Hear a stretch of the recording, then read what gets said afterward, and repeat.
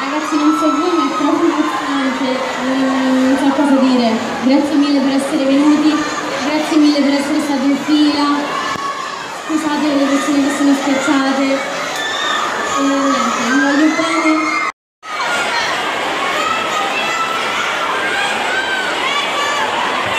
Ok, adesso chiaramente saliranno.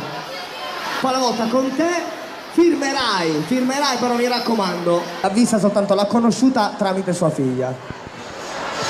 Che è successo? Sta piangendo la signora, perché sta piangendo?